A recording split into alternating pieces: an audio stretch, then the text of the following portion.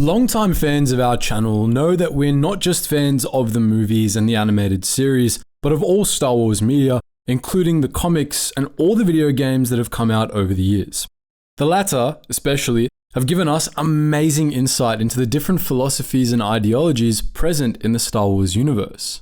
KOTOR and KOTOR 2 taught us a lot about the ideologies of the Sith and the Jedi and showed us the crises that affected the everyday people of the Republic.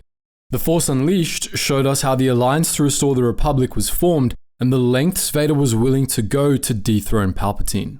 And most recently, Jedi Fallen Order and Jedi Survivor taught us about what war does to people and how the path to the dark side is paved with good intentions. In today's video, we'll be taking a deep dive into what Jedi Survivor teaches us about the dark side, how it festers within and slowly creeps up on people when they least expect it, and how, ultimately, it's our choice to turn away from it or embrace it.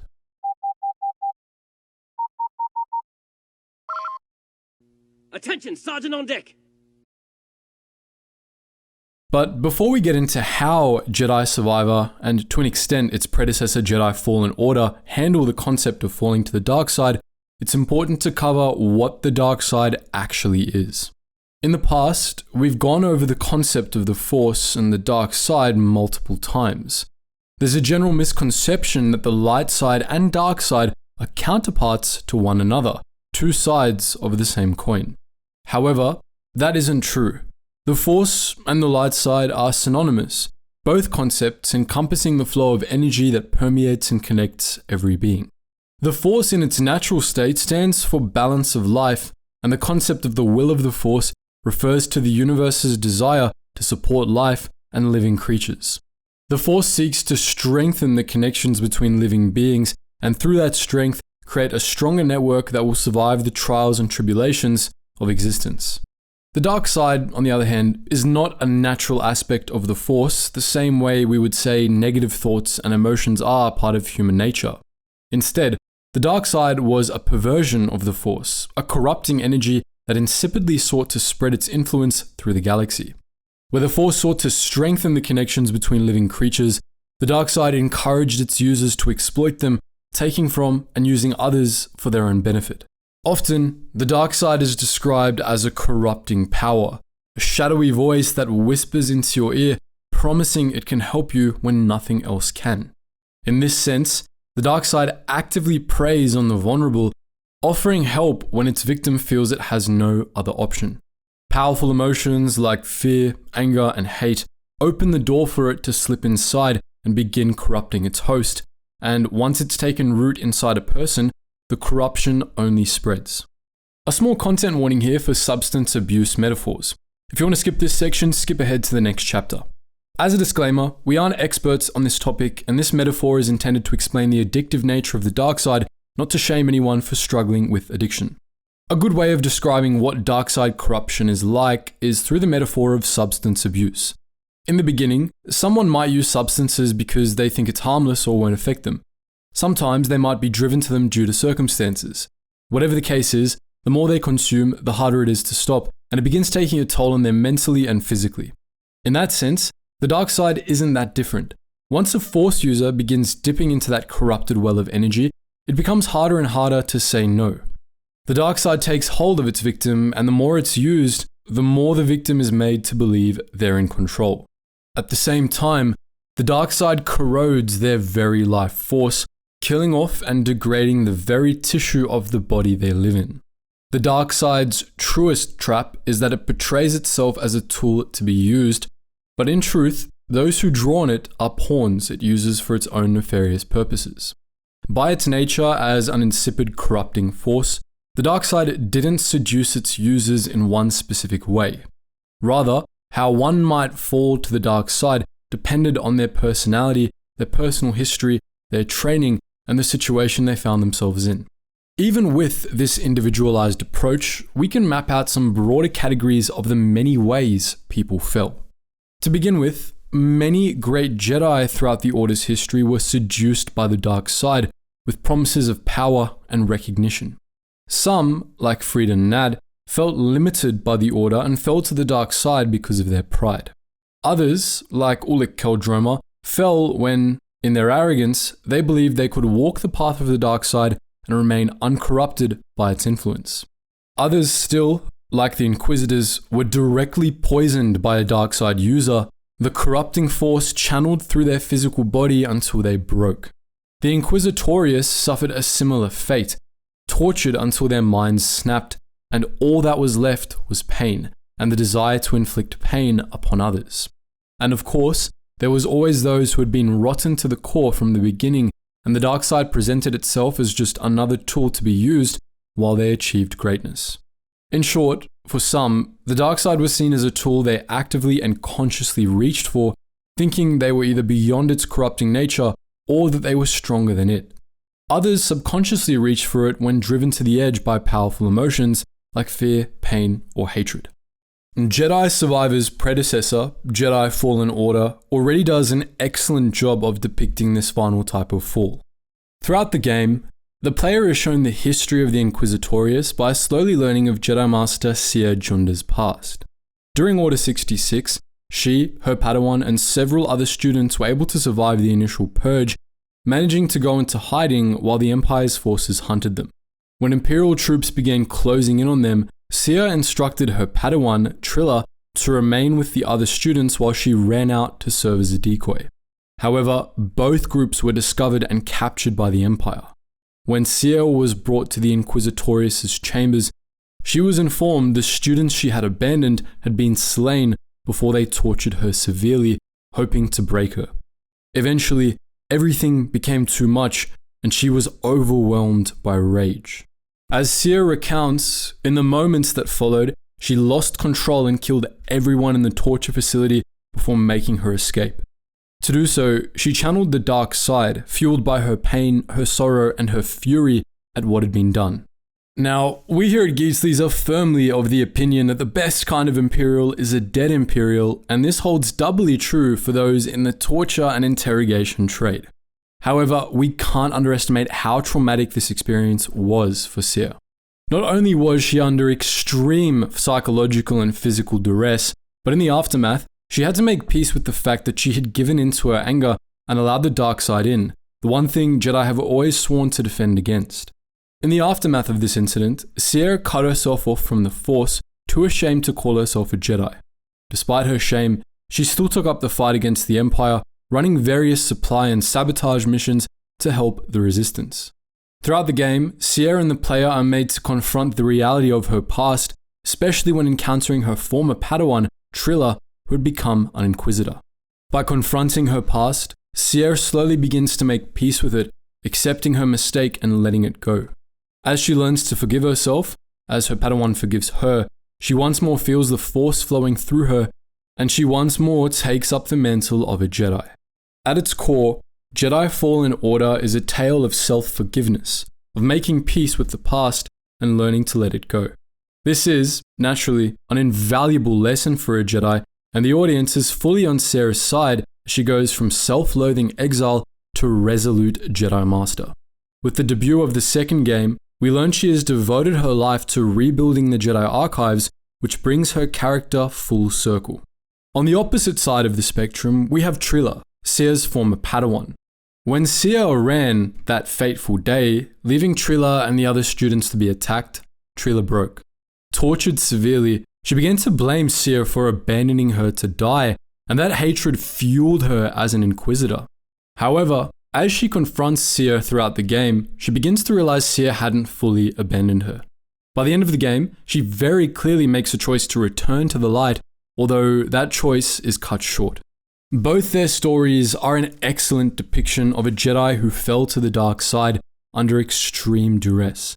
Despite their different outcomes, both tell a tale of a Jedi pushed into the unthinkable only to slowly make peace with the past and letting the driving emotions fueling their use of the dark side go. But this wasn't the only way Jedi fell. In Cere's case especially, one might argue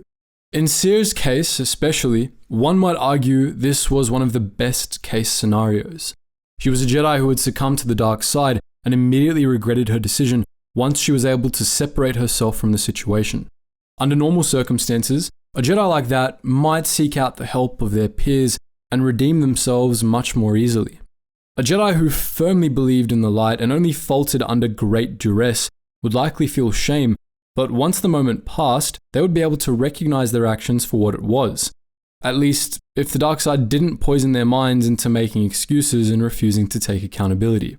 Even then, this type of fall was more of a lapse in judgment, a moment of temporary insanity rather than a slow, steady descent into madness. The latter description better fits the way the sequel game, Jedi Survivor, deals with the slow, corrupting force of the dark side. Unlike Fallen Order, Jedi Survivor gives us a slow burn fall to the dark side, so subtle you'd miss it until it was too late, which is what makes it far, far more dangerous in the long run. But before we get into it, we need to briefly examine the story of our main character, Cal Kestis, because without understanding where our protagonist came from and what he's been through, it's impossible to empathize with where he ended up and why. Jedi Fallen Order introduces us to Cal Kestis, a survivor of the Jedi Purge. At the time of Order 66, he was just a young Padawan in training under his Jedi Master. When the Order came through, the two found themselves aboard a Star Destroyer they had to somehow escape while fending off attacking troopers. In the end, Master Tapal died to protect Cal, who was able to take an escape pod and reach the planet Bracca, where he spent the next 5 years working as a scrapper. From what we can see, this was a peaceful existence, and Cal was satisfied with living like that for the rest of his life. However, the Force had other plans for him. At the beginning of the game, Cal is confronted by the Inquisitors on Bracca, disrupting his meager but peaceful existence. He is saved from their clutches by Seer and Grease, a pilot who are there to rescue him. From the moment they manage to escape Bracca, Cal is forced to come to one very uncomfortable conclusion. He can never go back. Now labeled a surviving Jedi traitor, the Empire's forces will stop at nothing to hunt him down and bring him in, leaving him no choice but to fight back. With Seer and Grease by his side, he sets off on a quest to recover a holocron Seer's own Jedi Master had hidden away, which she believed would help the Jedi and anyone else fighting against the Empire. We could bore you with all the details of this quest, but the beauty of Jedi Fallen Order is that the missions themselves don't matter. What matters is the way the characters grow through them, particularly Cal, our protagonist. In the beginning of the game, Cal is a young man living in fear, heavily scarred by the death of his master and the destruction of the Order. Like many others, he lived with survivor's guilt, believing he was responsible for his master's death and that he wasn't worthy of bearing the title of Jedi. Above all else, however, he was afraid that he wasn't enough and that the fight against the Empire was something pointless. A fight they could never win, a sentiment shared by many in the early days of the rebellion. Throughout the game, however, Cal changes. It begins with Seer and Grease, then continues with BD-1 and Merrin.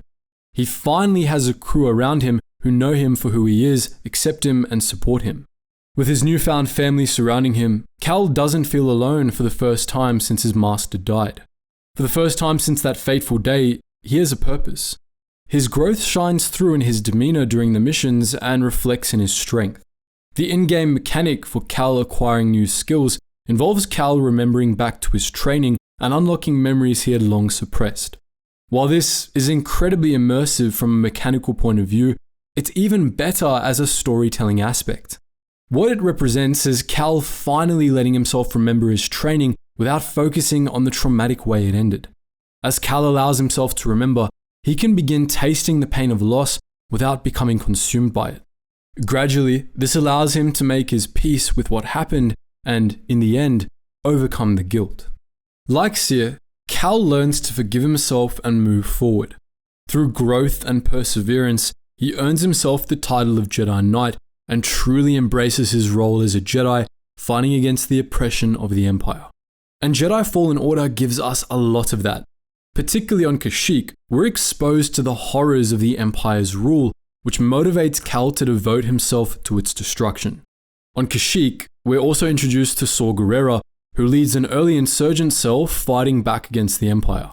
By the end of the game, Cal has thwarted the Sith and reclaimed the holocron Master Cordova had squirreled away. When learning the holocron contains the names of all the Force-sensitive children, Cal is also able to do something most game protagonists are unable to do.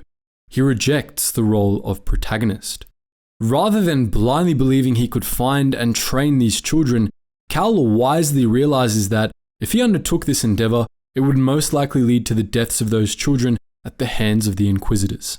In that critical moment, he's able to recognize that no matter how far he's come and how much he's worked for this, he is not the right person to rebuild the Jedi Order. In destroying the holocron, he rejects his pride and the callings of destiny, content instead with remaining a little guy fighting the good fight.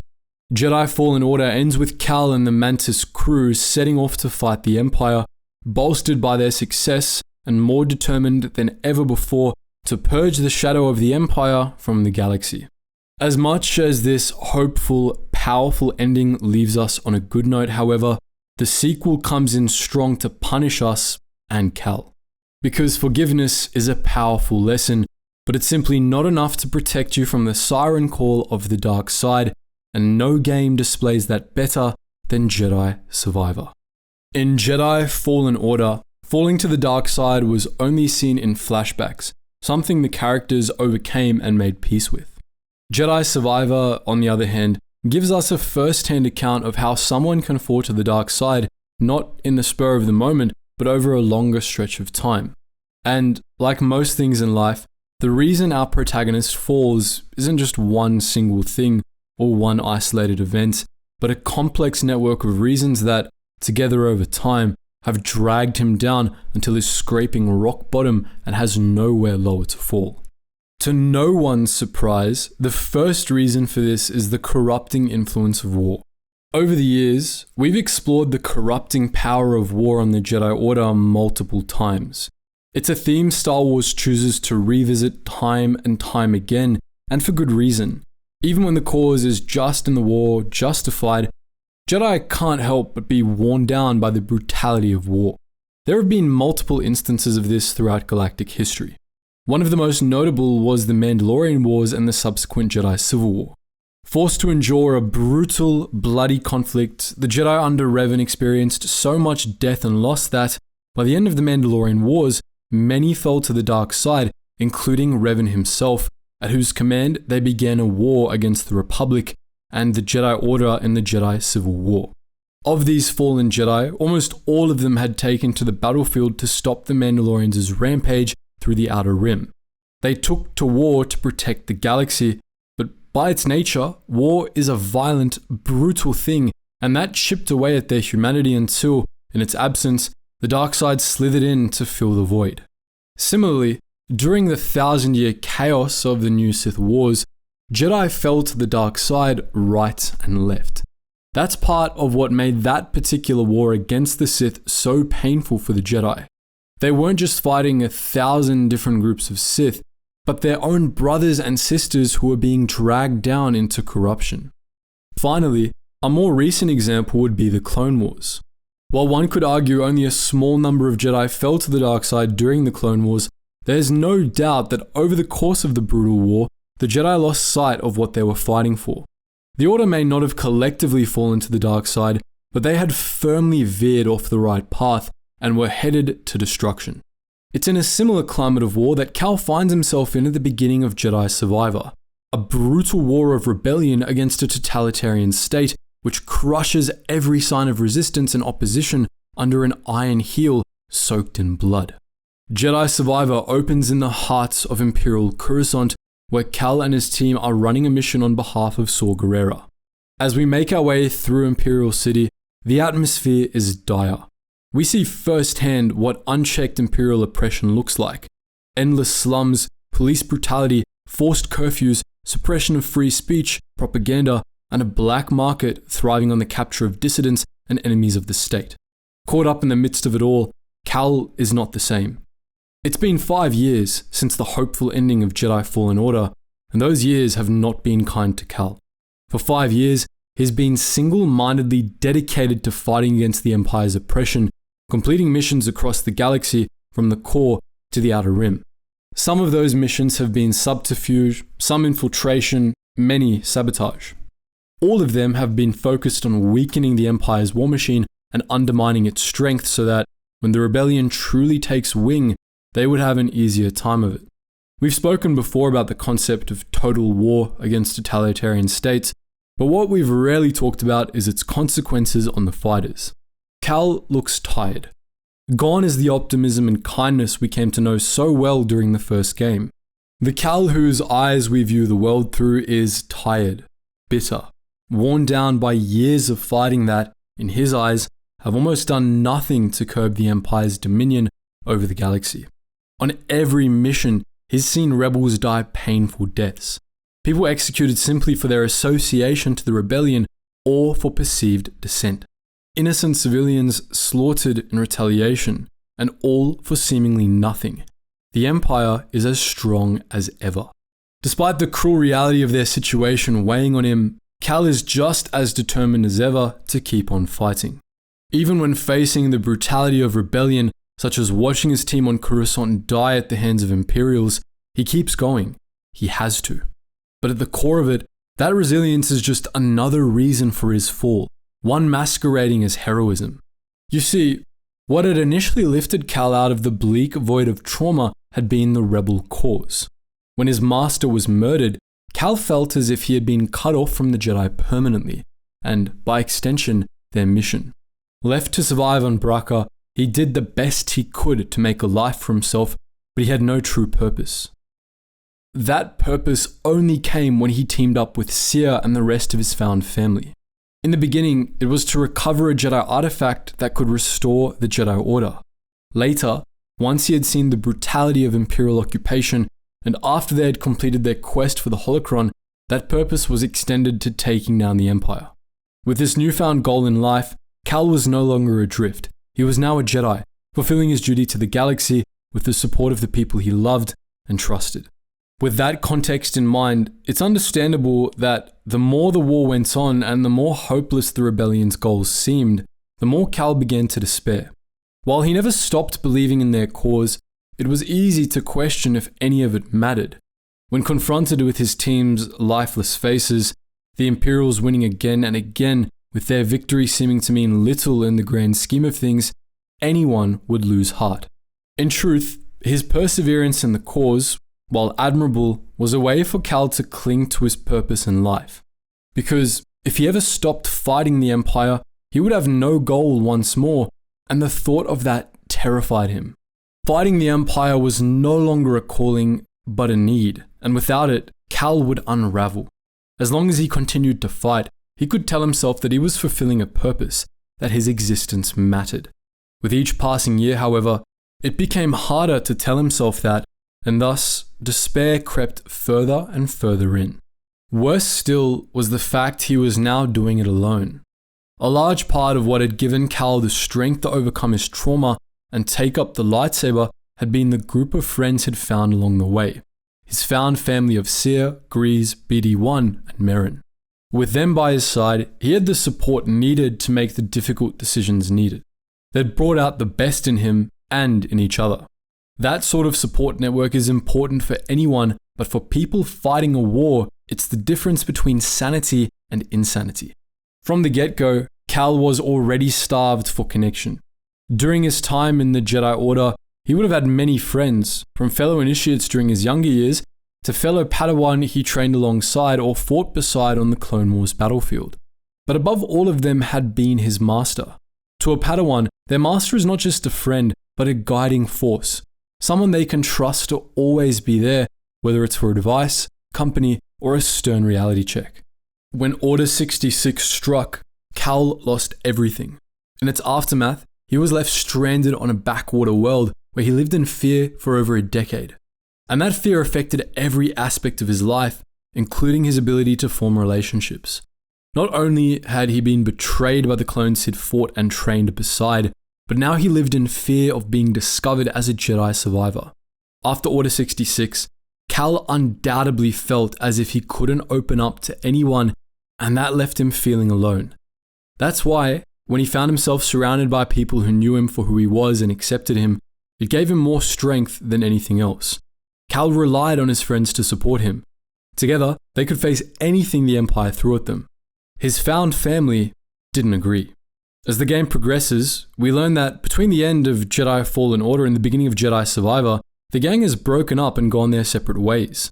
BD-1 is still with Cal, but Grease left to open a cantina, Seer left to begin reconstructing the Jedi archives, and Merrin left to experience the galaxy. And their absence is incredibly noticeable. As his substitute team is killed on Coruscant, Cal and his one surviving team member, Bode, manage to escape on the Mantis, but the ship retains some damage. Subsequently, they reunite with everyone else, but each reunion is tenser than the previous one. Grease, it seems, is the easiest to forgive for leaving, but Cal has a lot of trouble seeing eye to eye with Seer. Her departure, and Merrin's after that, felt like they had abandoned him when he needed them the most. In its wake, resentment had festered, and it's palpable during those reunion scenes. Despite the tension, these reunions are, at the end of the day, joyous, but it's the ephemeral joy of knowing that, once their current objective is over, they'll part ways again. This reunion is temporary, and even as Cal takes solace in having his family around him once more, the bitterness of their abandonment is still sharp. In his eyes, them abandoning the fight symbolizes many things. First, it calls into doubt the righteousness of his purpose. If his trusted friends can walk away from the rebellion to do something else they want to do, it begs the question of whether he should still be fighting the good fight too. Them leaving him reminds him of the days when he had no one and the loneliness that came with it. And worst of all, it symbolizes yet another betrayal he has had to live through. And Cal has been betrayed more than once in his life. If you look at everything, it's no real surprise that what finally pushed Cal over the edge was betrayal. As we've already mentioned, he'd been betrayed many times, and each time had been a source of extreme pain. First was the betrayal by the clone troopers above the ship he'd been stationed on during the Clone Wars. Order 66, as he experienced it, saw his friends betraying him and murdering his master. On the grander scheme of things, the entirety of the Jedi Purge saw the Jedi Order betrayed and labeled as traitors, with any survivors being hunted down and either executed or twisted to the dark side. The most recent betrayal had been his team abandoning him to pursue their own goals. While we, as impartial outsiders, can recognize that each of them simply did what was best for themselves, to Cal, it's still a betrayal. When you're struggling with something, it's very easy to misinterpret reality and misread a situation. This phenomenon is called a cognitive bias, and it's something everyone does every day.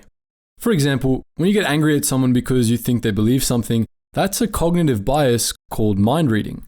There are many types of cognitive bias, and what Cal exhibits is one called personalization, in the sense that he took the team's decisions personally when, truly, they had nothing to do with him. All these betrayals had already left him off balance, but it's during the mid-game that Cal well and truly breaks, when Bode, the team member who had been the most supportive, betrays them to the Empire. In the aftermath, the Archive's Seer had dedicated her life to reconstructing lay in ruins, and her cold, dead body lay in Cal's arms. Bode's betrayal took someone important from Cal with no warning, and in that moment, it was enough for him to snap. Cal's fall is handled spectacularly in-game. Instead of telling you outright that he's fallen, the menu screens turn from a gentle blue-grey to a muddled, ominous red, like a night sky above a raging city fire. In-game, you gain an additional skill, like an alt you charge up, that allows you to channel your rage. When using this ability, your skills all do significantly more damage, your movement speed goes up, and your vision swaps to tunnel vision, tinged at the edges in red, while the color and life bleed out of everything else in sight. And boy, does Cal fall hard. The goal is no longer stopping the Empire, but revenge. Where before he'd been tired and resentful, Cal is now fury incarnate, a whirlwind that tears through everything in its path, even when that means torturing someone for the satisfaction of it. But what's important is that, despite Bode's betrayal being the catalyst, it didn't push Cal to the dark side by itself. Over the last 5 years, Cal had been slowly falling, even though he didn't realize it at the time. Pain, resentment, despair, and loneliness had been building up, eating away at his mental fortitude and paving the way for a spectacular fall once he finally cracked. If Bode hadn't betrayed them, something else down the line would have done just as good a job at pushing Cal over the edge. And the true danger of it all is that Cal would have believed it was all justified. Everything he had done up until that point, every sacrifice he had made had been in the name of taking down the Empire. Every civilian that lay dead because of the terror strikes had died in the fight against the Empire. Every fellow rebel and team he had lost along the way had died in the name of fighting the Empire. The friends whom he had lost contact with, he'd lost in the name of standing his ground and not giving up the just cause of fighting the Empire. The more he lost, the more he had to justify those losses and that pain by sacrificing them on the altar of the greater good. Which is why, if Bode hadn't betrayed him just then and made him snap, he would have eventually fallen, and when he did, he would have justified that too, in the name of taking down the Empire. At the end of the day, for many Jedi like Cal Kestis, Revan, and Ulic Qel-Droma, the path to the dark side was paved with good intentions. But good intentions aren't enough to excuse their actions. The ends don't justify the means, not when it comes to the dark side. Using the dark side to fight the Sith doesn't create fewer Sith, but more, and at the end of the day, the galaxy is a darker place because of it. But there's always hope. Even those walking down the path of the dark side can be redeemed, and Jedi Survivor gives us a beautiful glimpse of what that can look like. For much of Cal's rampage against the Empire in pursuit of Bode, Merrin is there as his support, watching silently and with great concern. And she has every right to be concerned. During the game, it's revealed that she and Cal have feelings for one another, and the only reason they aren't together is because when she gave up the fight and went to travel the galaxy, Cal chose to stay and fight. Back then, Cal chose duty over his feelings, like any good Jedi would, but that duty has left him isolated and vulnerable. In the hour of his greatest need, when he was about to needlessly murder someone for his own personal satisfaction, Merrin intervenes to stop him. Unlike what some might expect, she doesn't scold him, nor does she condemn what he's doing, not openly at least. Instead, she appeals to his heart. She reminds him that, deep down, despite the anguish he's in and the loss he's experienced, this isn't who he is. He is a fighter, but not a murderer. He is a Jedi, and what he's about to do will be a betrayal of everything he stands for, and she doesn't want to lose him again. And that's enough.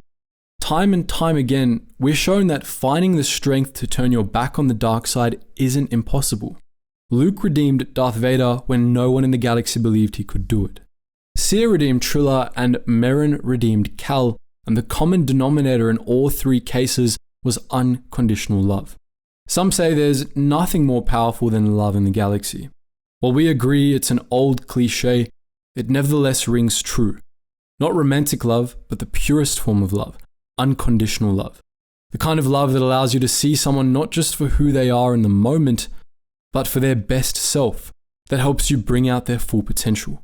Luke was able to redeem Darth Vader because he loved his father, and Vader responded to his son's love by choosing him over the dark side. Likewise, Cal chose his love for Merrin over revenge. He chose her over vengeance, and her intervention changed the course of his life. Instead of taking his revenge on Bode, then taking his anger out on the Empire, Cal was able to let go of all those negative emotions that had been building up for years. Instead of murdering Bode, he gave him many chances to surrender. Better still, after they had taken him out and secured Tanalorr, the hidden world, he chose to step back from the fight against the Empire and focus instead on building a sanctuary for those victims affected by the conflict. Once again, Cal chose to give up the role of protagonist and play support, and by freeing himself from the shackles he had placed around his ankles, the dark side lost its grip on him. He had conquered his demons, and now all he had to do was live the rest of his life how he chose to by doing what he thought was right. After all, the path to the dark side is paved with good intentions, but there's always a different road to take. So what do you guys think? Are there any other good examples you can think of Jedi falling to the dark side for the best of reasons? Do you think the way they handled the redemption was a little too easy in the game? Would you judge Cal for giving up the fight and playing support? Let us know your thoughts in the comment section below, and as always guys, thank you so much for watching, and I hope to see you in the next video.